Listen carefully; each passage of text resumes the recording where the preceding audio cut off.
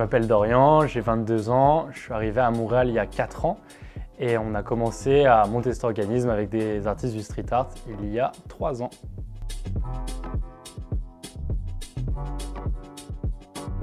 Je viens d'une toute petite campagne à l'origine et j'avais jamais été confronté à l'art de toute ma vie parce que chez nous il n'y a pas de mur sur lequel tu peux poser des murales et il y a encore moins d'artistes.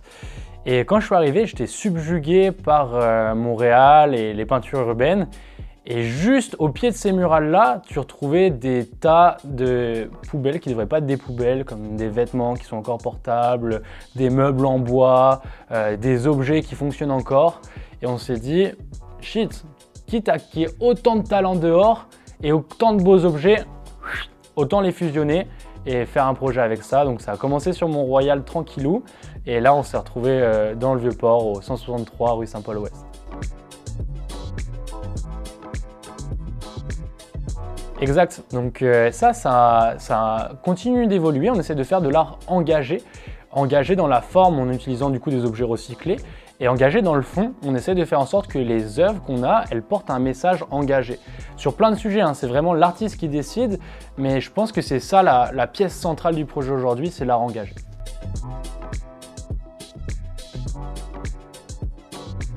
Comment je vois la galerie dans 5 ans? Je pense que ce sera plus uniquement une galerie. Je pense que ça sera un projet avec des ateliers de recyclage où les gens peuvent amener leurs propres meubles, où on peut rencontrer directement les artistes. J'aimerais aussi qu'on valorise plus le street art parce que c'est une discipline qui est nouvelle et qui n'est pas encore acceptée par les musées. J'aimerais qu'on ait un endroit qui soit fait pour représenter ces gens et qu'ils les mettent un petit peu sur le piédestal qu'ils méritent parce que c'est une vraie révolution de l'art que d'avoir de l'art public. Ça démocratise l'art et c'est pas assez mis en valeur. Et il faut savoir que Montréal, c'est une des capitales, voire la capitale du street art en Amérique du Nord. Et j'aimerais vraiment avoir un lieu pour mettre ça de l'avant.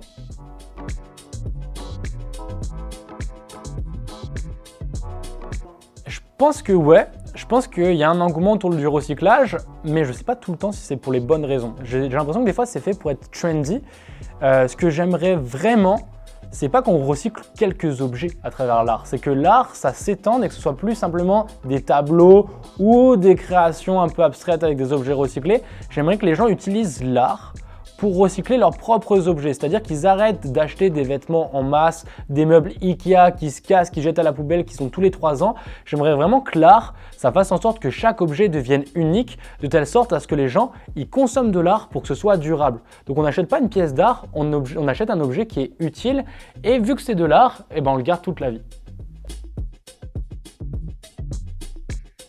Toto Oz, membre du K6A, un crew qui a plusieurs disciplines urbaines, ça va du rap, du graphe à la murale. Tu as un style fauvisme, c'est beaucoup d'art contemporain. Puis il y a pas mal de travail aussi, il maîtrise assez bien le réalisme. Je suis assez inspiré par cet artiste, puis c'est une personne en or, tu vois. C'est vraiment, pour moi, ce qu'est un street artist, quelqu'un qui a pas un ego d'artiste qui va te prendre toute la pièce. C'est quelqu'un qui fait ça avec son cœur, qui fait ça avec son âme, qui a un message à passer. Donc gros shout out à Dodo Oz. Alors ça c'est Charles Paradis, puis je trouve ça hyper cool parce que c'est aussi le but de la galerie, c'est de donner sa place à des émergents. Et c'est un mélange assez impressionnant avec, ça s'appelle la série Les Cercles Achromatiques. C'est un mélange d'abstrait avec quelque chose qui est beaucoup plus réaliste, qui est fait à l'huile en bas. Et il fait des murales, il a fait une immense murale en intérieur. Puis je suis vraiment content de la voir, il vient de rentrer à la galerie, c'est un nouveau talent à Montréal. Charles Paradis, c'est à suivre aussi. On a vraiment de la chance, on travaille avec une team de bénévoles qui est incroyable et c'est grâce à ça que l'organisme existe.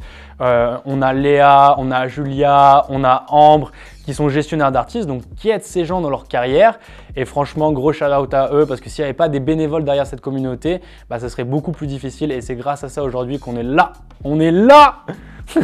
Donc on est avec Pascal Foisy qui est un véritable OG, grosse technique, quelqu'un qui se concentre vraiment sur la toile et qui essaye de faire en sorte que ce soit la toile qui parle pour lui. C'est vraiment quelqu'un qui veut faire en sorte qu'il y a une histoire dans ses peintures et que cette histoire, elle délivre un message sans que lui, il ait besoin de parler et de mettre son visage derrière. Et moi, j'ai un énorme respect pour ça.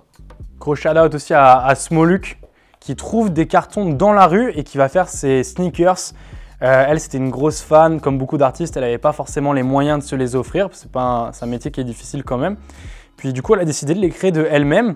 Et je trouve que le résultat est fantastique. C'est celle qui a fait les plus gros sneakers dans le monde, qui sont dans un musée actuellement. Et la plus grande sneaker, c'est tellement grande qu'ils ont dû construire les murs du musée autour de la sneakers parce que c'était pas possible de la passer autrement. Et aujourd'hui, ils veulent changer l'exposition parce que ça fait quand même plusieurs années. Et ils savent pas comment faire, il va falloir peut-être casser le musée. Donc Smoluk, arrête de casser des musées. Nicolas Craig, qui est un artiste qui a fait 3 énormes murales dans une usine de carton. Et j'ai trouvé ça trop kiffant comme projet parce que quand tu vois l'usine, c'est hyper gris, c'est une seule pièce avec des machines qui font broum broum broum.